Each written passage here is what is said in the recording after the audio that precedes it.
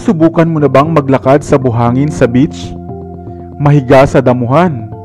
O maligo sa ilog sa probinsya? Ilang mga partikular na gawain na kadalas ay mararanasan sa tuwing ikaw ay magbabakasyon o kung sa probinsya ka talaga nakatira, na hindi alam ng karamihang napakarami palang pakinabang na dala.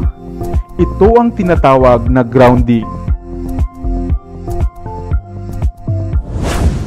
At kung ikaw nga ay mayroong mga iniindang karamdaman sa katawan, sakit man sa puso, fatigue, anxiety, depression, at maging problema sa pagtulog, o nais mo ng dagdag na kaalaman, ang videong ito ay para sa inyo.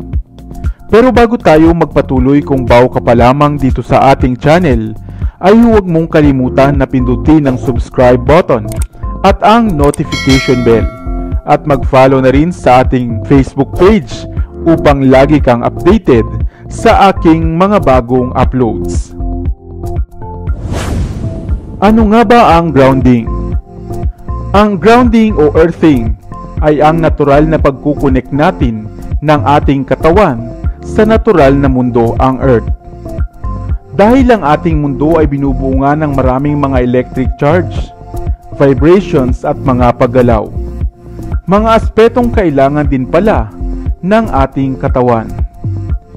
Bunga ng mabilis na pag-unlad ng sibilisasyon at ekonomiya, madalas ay hindi na nga tayo nakatutungtong sa natural na lupa. Bagkus ay mga tiles, semento, rubber shoes, at marami pang mga bagay na namamagitan sa atin at sa totoong lupa.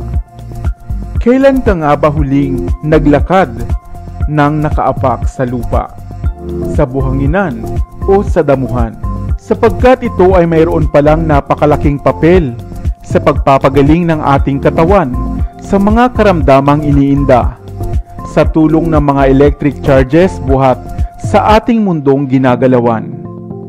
Ayon nga sa pag-aaral hinggil sa grounding o earthing, ito ay mayroong positibong naidudulot sa kalusugan ng ating mga cells upang muli itong maging aktibo sa paglaban sa mga karamdaman. Ani mo nga, ang grounding ay mistulang antioxidants na natural na panlaban ng ating katawan sa mga sakit at karamdaman. Kagaya ng mayroong mga problema sa puso, mayroong mga inflammation sa katawan, namamagang mga kalamnan, mayroong anxiety, fatigue, at kung hirap ka nga sa pagtulog. Ito marahil ang dahilan kung kaya mas pinipili ng ilang mga may sakit na sa mga probinsya na lamang sila manirahan at lubusang magpagaling upang muling mag-connect sa ating kalikasan. Kaya naman ang paglalakad ng nakaapak sa labas, sa buhanginan, sa putik man, sa batuhan, sa gubat o sa damuhan, o ang paliligo at pagbababad sa dagat o sa ilog ay mayroong mahalagang papel upang mapabilis na gumaling at manumbalik ang lakas ng ating mga cells sa katawan at nang lubusang malabanan ang mga iniindang karamdaman. Sa kasalukuyan nga ay madalas na itong inirerekomenda sa mga treatment ng ilang mayroong mga malalang kondisyon. Mayroon din namang mga grounding mats, grounding sheets o mga patches na ginagamit rin bilang alternatibo. Subalit mas mainam pa rin ang natural na pag-connect sa ating natural na mundo. Ikaw, kailan ka huling kumonek sa kalikasan?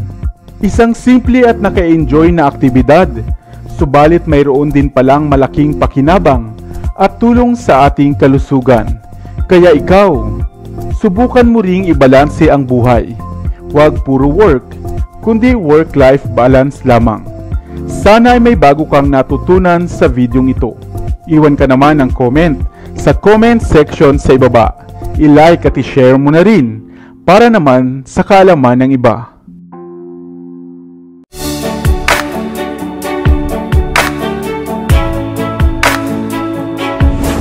Mahilig ka rin bang magkape? Umaga, tanghali at gabi? Kung gayon, ay isa ka ngang certified coffee lover. Ngunit nasubukan mo na rin ba ang kape na buhat nga sa sinunog na bigas, ang sara-sara o ang tinatawag na rice coffee. Batid mo ba na hindi tulad ng pangkaraniwang kape na gusto mo, ito pala ang uri ng kape na madali lang itimpla ay nag-uumapaw pa pala sa mga sustansya. Kaya halika at alamin ang mga dulot nitong sustansya sa kalusugan natin. Hello, what's up? Your best here. Sa videong ito ay isa-isahin natin ang mga mabuting epekto sa kalusugan ng tao ng pagkonsumo natin ng kape mula sa sinunog na bigas o ang rice coffee. Ang rice coffee o sara-sara o kapeng bigas ay tinatawag ding kape ng mahihirap. Subalit mayaman naman ito sa mga nutrisyon na kailangan natin. Ito ay isang mainam na alternatibo sa kape na kadalasang iniinom nga natin.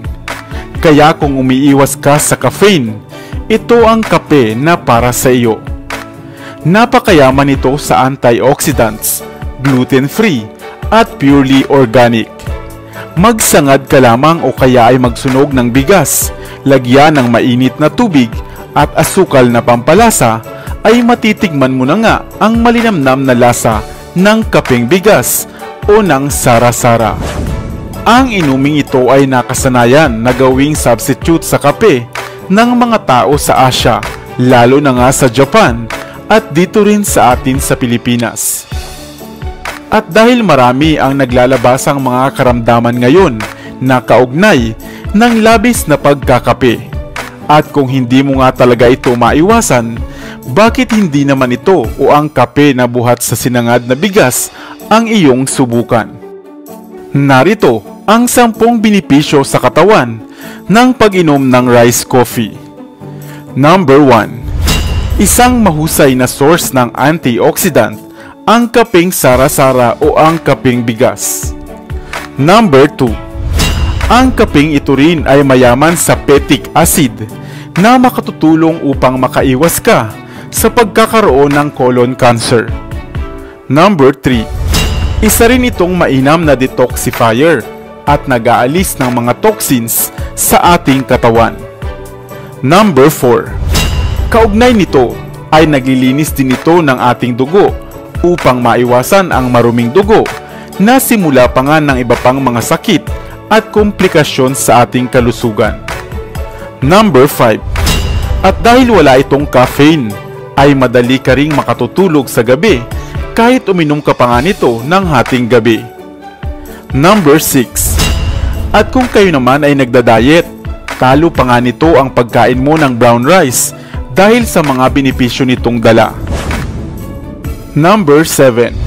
Mababa rin sa calorie ang kapeng bigas, kaya hindi ka tataba kahit mahilig ka rito. Number 8. Wala ring substance na carcinogen ang kapeng bigas na kadalasang dahilan ng mga cancer cell o pagkakaroon ng cancer. Number 9. 100% na pure o puro ang kapeng ito at napakahusay na isama sa anumang diet na ginagawa mo sa araw-araw. At ang panghuli, number 10. Napakasarap ng kapeng bigas, lalo na nga kung ikaw ay nasa probinsya. Homemade na, ikaw ang gumawa at napakasustansya pa. Ikaw, nakatikim ka na rin ba nito? Ano ang masasabi mo sa lasa nito? At ngayon ay alam mo na rin ang mga sustansyang hatid nito. Sana ay may bago kang natutunan sa videong ito.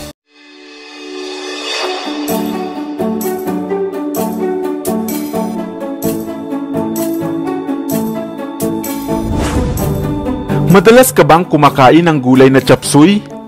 Isang masarap na putahe at binubuo ng iba't ibang masarap at masustansyang mga gulay katulad ng beans, carrots at sayote. Subalit napansin mo na rin ba ang animoy mala jelly at malutong na sangkap nito na kadalasan ay kulay itim o brown? Ito ay ang taingang daga. Kumakain ka na rin ba nito? Sapagkat nag-uumapaw din pala ito sa mga sustansya at maraming gamit panlunas sa ating katawan. Hello, what's up? Your best here. Kaya naman halika at ating isa-isahin ang mga dahilan kung bakit nga ba dapat na tayo'y kumain na ng taingang daga. Ito ang Auricularia, Auriculajudae, jelly ear, juice ear, Judas ear, o mas kilala nga natin bilang taingang daga. Isang uri ng fungus at hindi madalas pinapansin ng karamihan. Animo nga ito ay nahahawig sa tenga ng daga kung pagmamasdan. Madalas itong kulay itim o kaya naman ay kulay brown, gelatinous at medyo malutong kapag naihalo na nga sa mga gulay. Madalas itong tumutubo sa mga nabubulok na matatandang mga puno sa mga malalamig na kagubatan.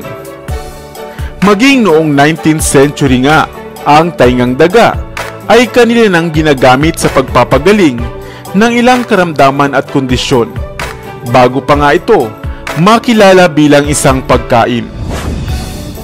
Ayon sa pag-aaral, ito ay mayaman sa B-complex vitamins at polysaccharides na mahusay para sa kalusugan ng ating mga puso. Mainam rin itong nagpapababa ng cholesterol level sa ating katawan.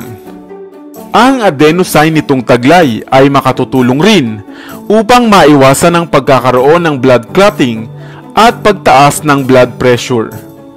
Dahil dito ay mainam nga ang pagkonsumo ng taingang daga para makaiwas tayo sa atake sa puso, stroke at iba pang sakit sa puso. Isa ring source ng antioxidant ang taingang daga at noon ngang 2019, nailathala nga sa Journal of Food Science and Technology na ang pagpapakulo o pagluluto nga sa taingang daga ay mas magpapataas pa nga sa bisa nito bilang isang mahusay na antioxidant. Ginagamit ring sangkap sa pagkain ng mga Chinese ang taingang daga kahit noon pa ngang Tang Dynasty dahil nagpapagaling ito ng sore throat at nakawawala ng lagnat at sama ng pakiramdam. Itinatapal din ang taingang daga sa mga pamamaga, lalo na nga sa mata, dahil rin sa malamig nitong temperatura. Maaari mo ngang pakuluan sa gatas o ibabad sa beer ang taingang daga bago inumin, upang agad na mawala ang pamamaga ng lalamunan. At maaari mo din naman itong isangkap sa mga lutuin gaya ng chop suey, upang makuha mo naman ang lahat ng sustansya nitong tinataglay. Ikaw ba, napansin mo na rin ito sa gulay na chop suey? O nakatikim ka na rin ba ng taingang daga? Dito na sa Best TV, tayo ay matuto, utak mapuno ng bagong kaalaman. Dito na sa Best TV, tayo ay lumibot, lihim na mundo ay ating matuklasan. Dito yan sa Best TV, dito yan sa Best TV, dito yan sa Best TV. May alam, ito yan sa Best TV. Tara best, sabay-sabay tayo na matuto.